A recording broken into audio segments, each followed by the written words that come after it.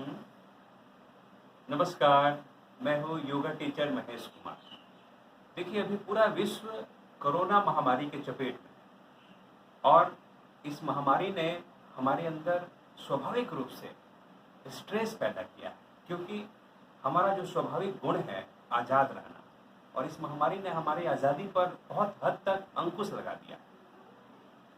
आइए हम कोरोना महामारी से उत्पन्न हुए स्ट्रेस और स्ट्रेस के कारण जो शारीरिक मानसिक समस्याओं का हम सामना कर रहे हैं उससे कैसे निपटते हैं, कुछ यौगिक टेक्निक्स और टिप्स अपनाकर। अभी हम बहुत सारे लोग इलेक्ट्रॉनिक उपकरण पर पूरी तरह से आश्रित हो चुके हैं। लैपटॉप, मोबाइल, कंप्यूटर पर ऑफिस के कार्य हो रहे हैं, बच्चे पढ़ रहे हैं, टीचर्स पढ़ा रहे हैं।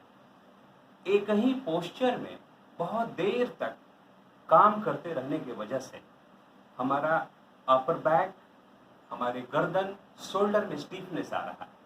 स्टीफनेस के कारण वहाँ प्राणवायु का संचार रुक रहा है। इससे हम बहुत सारी शारीरिक पोस्चर संबंधी समस्याओं का सामना कर रहे हैं।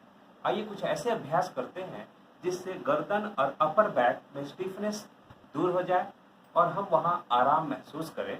इसके लिए सबसे पहला अभ्यास जो मैं आपको बताने जा रहा हूँ वो है शोल्डर रोटेशन। शोल्डर रोटेशन के इस अभ्यास से आप गर्दन और अपर बैक से स्टीफनेस को दूर कर सकते हैं।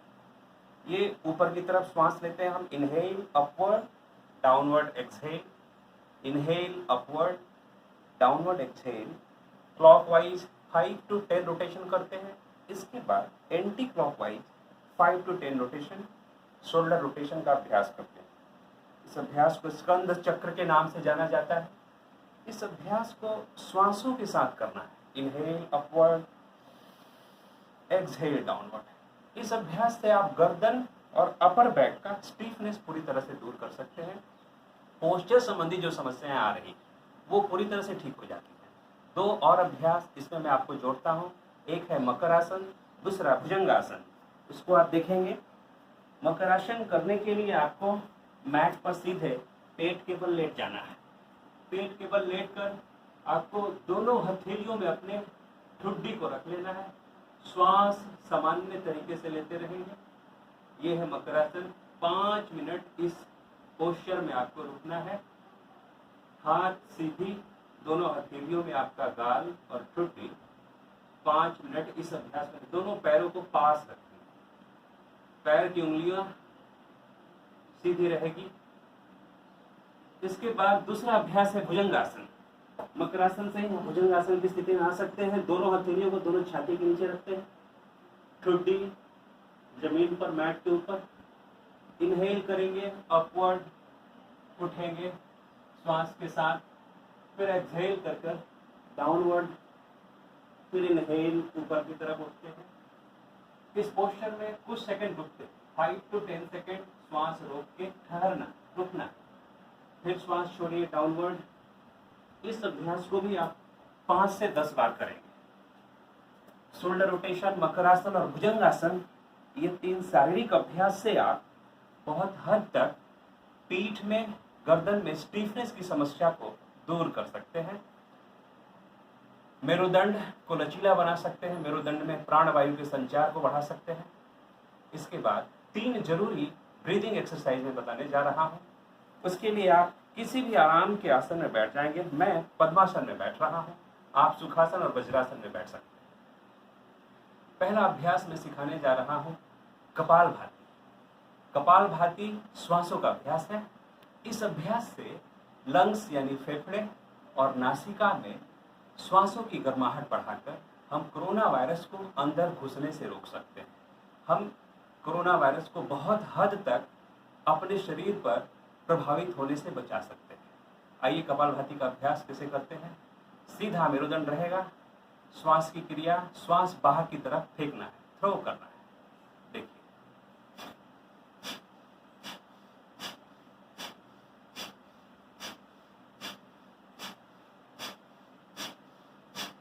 5 से 10 मिनट कपालभाति का अभ्यास फेफड़े में और नासिका में तापमान को इतना बढ़ा देता है कि यहाँ कोई भी वायरस या बैक्टीरिया पनपेगा नहीं और आप किसी भी जीवाणु या वायरस से जनित बीमारी से खुद को बचा सकते हैं। दूसरा अभ्यास नाड़ी शोधन। नाड़ी शोधन सूर्य नाड़ी और चंद्र नाड़ी को संतुलित करने का अभ्यास है। इस नाड़ी के संतुलन होने से हमारा शरीर और मन भी संतुलित हो जाता है। संतुलित शरीर और मन अत्यंत शक्तिशाली स्थिति पैदा करता है। आइए नाड़ी शोधन के लिए हम दाहिने नासा छिद्र को दाहिने हाथ के अंगूठा से बंद करते हैं और अंगूठे के बाद की 2 उंगलियां आईब्रो सेंटर पर रखते हैं। बाएं छिद्र से हम श्वास खींचने का कार्य करते हैं। श्वास लेंगे, लॉन्गेस्ट, स्लोएस्ट एंड डीपेस्ट, धीमा, लंबा और गहरा श्वास लेते हैं। फिर अनामिका उंगली से बाएं छिद्र को बंद करके लिए हुए श्वास को दाहिने छिद्र से हम खाली कर देते हैं, छोड़ देते हैं। Slowest, longest and deepest. फिर जहां से श्वास छोड़े हैं वहीं से श्वास लेते हैं, धीमा, लंबा और गहरा।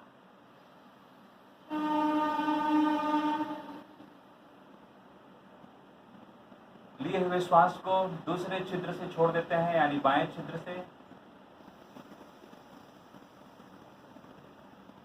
यानी बाएं से श्वास लेना, उसे दाएं से छोड़ना, पुनः दाएं से श्वास लेना और उसे बाएं से छोड़ना। इस तरह से नाड़ी शोधन का एक चक्र कंप्लीट होता है। आपको 10 चक्र में इस अभ्यास को पूरा करना है। तीसरा अभ्यास है भ्रामरी। भ्रामरी में इंडेक्स फिंगर, अंगूठे के बाद की उंगली को कान के अंदर डालते हैं और ओमकार ध्वनि उत्पन्न करते हैं आंख बंद करके। गहरी श्वास लेंगे,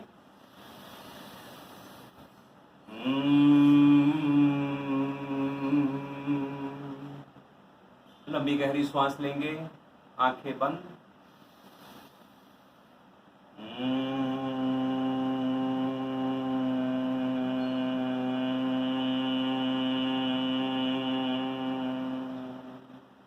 भ्रामरी भी कम से कम 10 चक्रों का होना चाहिए। भ्रामरी अभ्यास स्ट्रेस से निपटने में बहुत कारगर है, क्योंकि जब हम स्ट्रेस में जाते हैं तो हमारे मस्तिष्क के अंदर कार्टिसोल नाम का हार्मोन का स्राव होता है। ये हार्मोन शरीर के लिए बहुत हानिकारक है। भ्रामरी अभ्यास के करने से कार्टिसोल हार्मोन के स्राव को हम बहुत तक नियंत्रित कर सकते हैं, और जब कार्टिसोल हार्मोन नियंत्रित हो जाता है तो हमारा मस्तिष्क बहुत ही आनंददायक महसूस करता है, सूदिंग इफेक्ट होता है। और इसके बाद भ्रामरी अभ्यास से हम गहरी नींद में भी जाते हैं। भ्रामरी अभ्यास हमें बहुत रिलैक्स करता है, मानसिक सुख इससे आप प्राप्त करते हैं। तो 3 मैंने प्राणायाम आपको बताया, कपालभाति, नाड़ी शोधन और भ्रामरी। इन तीनों अभ्यास से श्वास नली, फेफड़ा आपका बहुत मजबूत और शक्तिशाली हो जाएगा। वहाँ का टेम्परेचर इतने अच्छे कंडीशन में रहेगा कि वहाँ वायरस और जीवाणु प्रवेश करेगा ही नहीं। आप इन अभ्यासों को करके स्वस्थ रहिए, निरोग रहिए। नमस्कार।